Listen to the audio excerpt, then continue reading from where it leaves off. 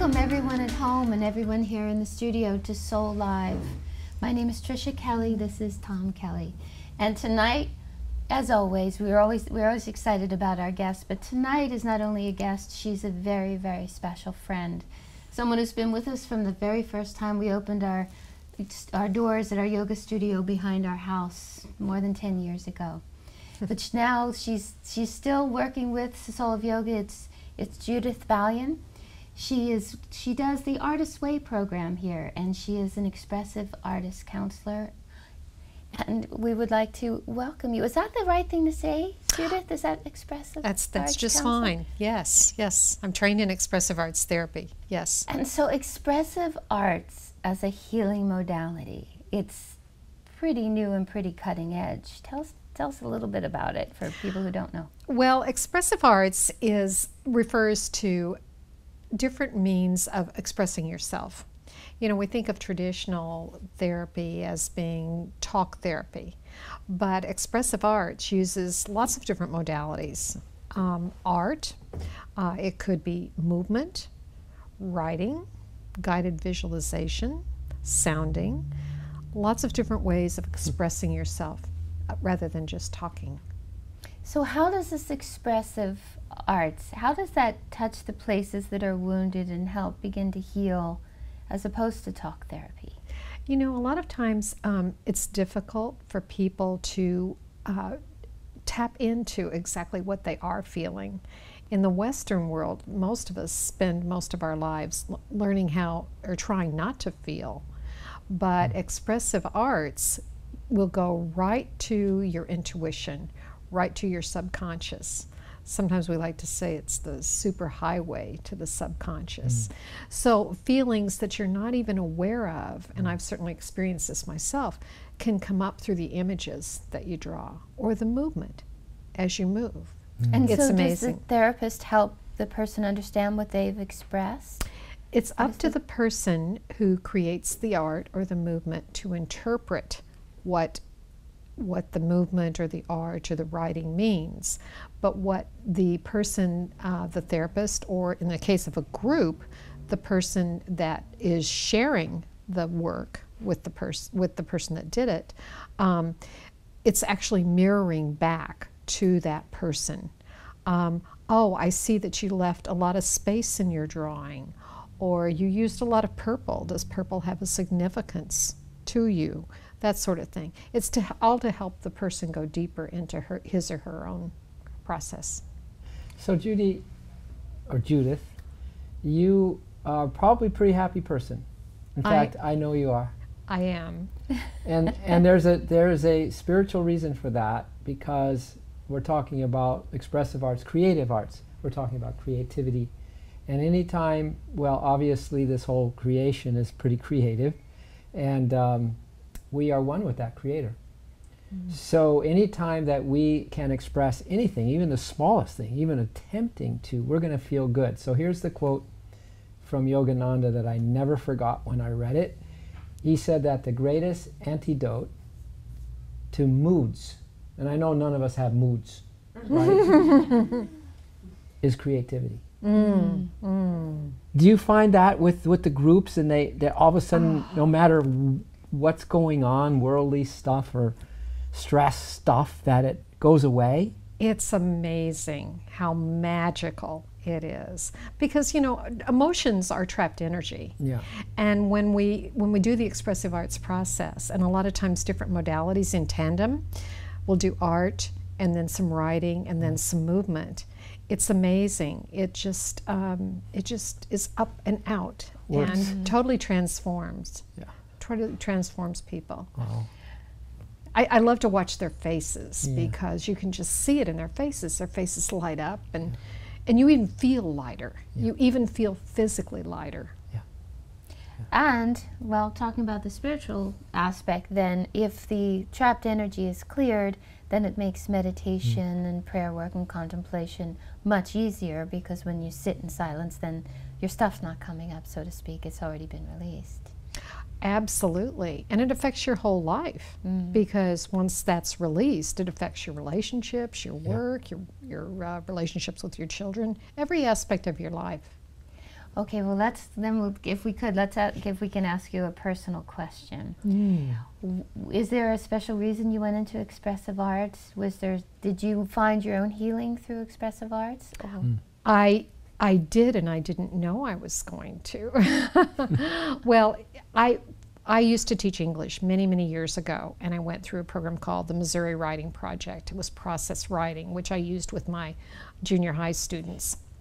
And I always thought it would be great to teach journal writing, because I became a journal writing evangelist, and have done it for over 25 years. I thought it would be great to teach adults how to use journals to process deep feelings and for focus. And I found the expressive arts program at Saybrook University by accident. And because it had the word art, expressive arts was explained as being art and writing and so on and so forth. Well, art, it was like, I'm not an artist. I can't draw. I was the kid in kindergarten that was kind of over in the corner, embarrassed because her house looked so much worse than everybody else's. So I almost didn't enroll in the program. But it was an experiential program, 2 years, with Dr. Natalie Rogers, who wrote The Creative Connection. She happens to be Carl Rogers' daughter. And it was amazing, because I found layers of myself that I didn't know were there when I started the expressive arts process. So I started it for professional reasons and wound up benefiting also personally very greatly from it. Well, so then, speaking of art, then you started from there. What Judith does for us here at the Soul Center is she is the director and the teacher of the Artist Way. So do you have to be an artist to do Artist Way? No, not at all. To get the Not benefits? Absolutely not. You know, the art that we do in the Artist Way and in any expressive arts program, it's not about making a picture. The movement is not about creating a beautiful dance. It's all about the process. So I tell the participants the first day of class, repeat after me: process, not product. Process, not product. So as you can see, the art is really can really be very simple. Is this your art journal? This is my art journal. Yes. The art can really be very simple. It's the act of making the images that brings out your feelings, your emotions, all those wonderful hidden things about ourselves, if we'll just take time to stop and look. And I bet your classes are very empowering to people, because I think if any of us have resistance to art or think that we're not very good at it, it's just because when we have expressed ourselves, and I'm talking about myself, it could be at a young age or whatever, that people maybe made fun of it, or they compared it with something else. And so, you shut down with that. But I get a sense that this program is the honoring of everybody's, no matter what it is, right? Because doesn't the juices flow if you just honor what comes through somebody? Absolutely, absolutely. And we're all there to support each other's process. That got to be quite a group then, when people bond, probably. People absolutely bond. And I tell when people ask me about the Artist Way, and they say wonderful things about my Artist Way classes. And of course, all Artist Way classes are different depending on the facilitator. Right. But I tell people I'm not the magic. The people are the magic. I'm just the midwife. Yeah, well, I hear you're a great midwife. And one of these days I'm getting into Artist Way. Yeah. But Tom, you really brought up a good point. There are many wounded artists, I shouldn't say artists, wounded creatives. And I think in some ways we've all been allowed ourselves to shut down to one degree or another. So tell us a little bit about the book that this is loosely based on. And it wasn't her name is, was it Julie Cameron? My classes, my 9-week expressive arts classes, are based on The Artist's Way by Julia Cameron. Julia Cameron was a screenwriter and a creative, and she was working with Hollywood types who would be blocked. She established these workshops to help people get over their blocks and understand why they procrastinated on projects. And a lot of times it was what Tom was just describing. People had made fun of them, so there was a lot of fear. So she helped people through a 12-week process overcome those blocks. And that eventually became a book in the mid-90s, I believe. And now it's used all over the world. I had taken it actually before I took the expressive arts program, and what I realized was how beautifully the expressive arts process dovetailed with the Artist's Way. So that's what we do in my classes. You know, I think a parallel or corollary to creativity is this word originality. Because so often, you know, it's so easy to copycat. You know, you see a good idea, or you talk to people that have good ideas, and you can add to it or put your own twist to it. But I think that pure creativity can help bring out that pure originality and pure uniqueness of each one of us. And we, you know, those are the great artists in history, those are the great inventors in history, are the ones who really tapped in. I guess it's a universal, it's in the ether, so to speak, and that original idea, and bring it forward. So I bet you're helping bring that out in people as well, to be themselves, to be original. And to tap into that flow, because all creativity does come from spirit. At least that's what I believe. And that's what Julia Cameron also believes. So then basically the process, expressive arts or your Artist's Way program, helps people, how does it support the developing of their intuition? The art takes you into the right brain. And the right brain, as you know from left brain, right brain theory, that's where your creative side is. We live so much of our lives in the Western world in our left brain. It's all about judgment and logic and everything making sense, and the details and all of that. We don't tap into our right brain that often.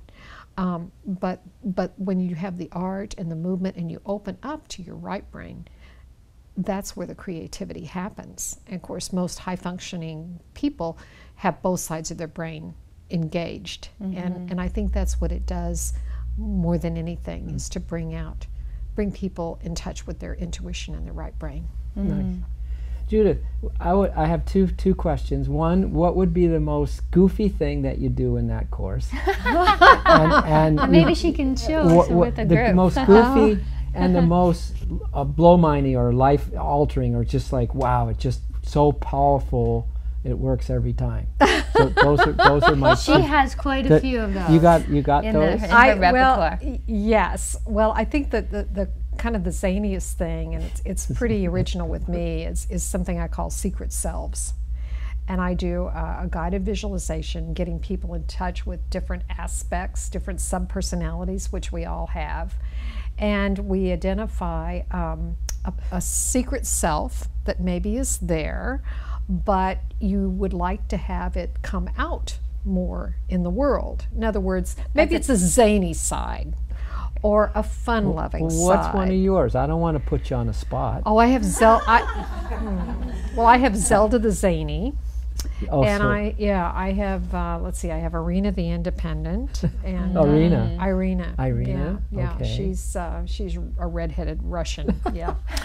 But anyway, the zany thing that we do with that is we have a secret selves debutante ball, and people come. You're kidding. People come dressed up, or I have these big trunks of all kinds of fun things that I've collected, boas and all kinds of fun stuff, and they dress up like the self that they want to bring out more into the world. And we even have, they choose a theme song for that self. And it's just, it's a great time. Is that one of your classes that you say is the ball? Is it one of the? Yes. So they come to that class and everyone's. I even have a mirrored ball. I mean, I've added to it over the years, but we have a mirrored ball that throws light on the ceiling, and it gets to be pretty crazy. So, yeah, that's. It sounds like she uses creativity. Yeah, no, that's okay. Well, I have to, I really have to. Sometimes there's a little resistance, but I find if I push people a little bit, and I've had people say to me, this feels really uncomfortable, but I think that means I'm supposed to do it. Right. Did you ever have someone come as a monk or nun? No. I Funny, don't no think one wants to be a monk. I'm trying to think. No, I don't think we've had a monk or no nun. secret god admirers in the group. We've had all kinds of other characters, though, a few of which you can see on my website. Okay, cool. What is your website, Jamie? Oh, www.excoveries.com, and that's EXCOVERIES.com. And we'll show that right after the show, so you can grab a pen. It's a combination of explore and discover. So, Discoveries. Yeah. So, well, now, she didn't finish my thing, sweetie. Okay. The most life-altering practice. I mean, takes you out of whatever it is that you think you know, and just kind of blows your mind. Is it? It might be. I think it would probably be different for each person. Okay. But what I hear a lot of good things. A lot of people mention the secret selves as being the most meaningful to them. I've heard a lot about that. But there's also an activity that we do that's called expressive movement, and it's also called authentic movement. But it's actually communicating only with your body. Your eyes are in soft focus, and you're actually moving for a period of maybe 7, 8, 10 minutes, where there's no prescribed movement. You're just moving in the way that your body is telling you to move. You're staying out of your thinking mind, and that can be amazing. Amazing. I have one other class that we do in the Artist Way. It's called Wisdom of the Body, where we do full body portraits, but we do left side and right side. And that's often very meaningful because we do a guided visualization first. You get in touch with the right side of your body and then the left side of your body. You draw it, and then we unfold it and put it up on the wall. Oh, interesting. I had one woman in my last class who had been, she was coming out of the corporate world. She realized how out of touch she was with her body. We took a little break. She came back in. She said, "I just signed up for yoga." I could see I needed it from that portrait. Wow. What would you suggest for people who can't be here or don't have an Artist's Way, people who are joining us from home that may not have an expressive arts program in their neighborhood, or where do they look for it, or until we can get it online, what can people do at home? Well, there are Artist Way classes all over the country, but I would suggest the first thing people can do is to start keeping a written journal. I was keeping a written journal before I ever heard of the morning pages, and I think it's probably saved my life a time or two. But 3 pages, stream of consciousness, not judging yourself every morning would be an amazing practice to begin. There's also a practice of keeping an art journal. And by the way, I do have handouts I'd be glad to share with people if they want to email me from my website. Well, we can put them online. Okay, we'll put them online. The art journal is simply opening a sketchbook in the morning, having your colored pencils at the ready, maybe meditating a few moments, putting your hands on the paper, and then just picking a color and starting to draw with no idea of creating a picture or no idea what's going to come up for you. Brilliant. And then writing about it. It's more like a doodle than a drawing. Anybody can doodle. Anybody can doodle. And the art journal is just, it's a way to process so many different things. Even if you have something going on in your body and you can draw about that. You know, oftentimes things that are going on with us physically have an emotional component, and you may not be aware of what that is, but that can come out in your journal. It's a great way to process your dreams. Here's one that I did. It's simply drawing it out like a little cartoon, and it will make more sense to you once you draw it out, because you're engaging both sides of your brain. So I can't say enough good things about keeping an art journal. I'd be glad to share the information about that with everyone. Well, it just shows you there's a super intelligent force at work behind the scenes. And, you know, we have a little saying here, you get out of the way of the way. So by you know, not thinking, not judging, not saying I'm going to make a picture, nothing of that side of the mind at all. And you just let the force work through you. I think this is as yogic or as spiritual as anything can be. Because really the holy ones, the masters, are saying this is the way to live life. And this just seems to me to be the way to get into the understanding of how to live a really stress-free, carefree, original, creative life in tune with the Creator. Absolutely. Absolutely. It's beautiful. Thank you. And it's you know, it can be your 24/7 therapist too. Yeah. It's a place, your journal and your art journal can be a place to dump. It can be a place to dream. It can be a place to plan. You know, there's just so many, I can't say enough about it. Yeah, and it does open up those channels of intuition so that you tune in right to the source of creativity. Yeah. Exactly. So. And I bet if you could see behind the scenes, I bet the guardian angel that you have and all those other beings that are around us, guides and teachers, I bet they're right there in those moments. Because of the creative flow. And they're saying, wow, look at that, and they totally get it.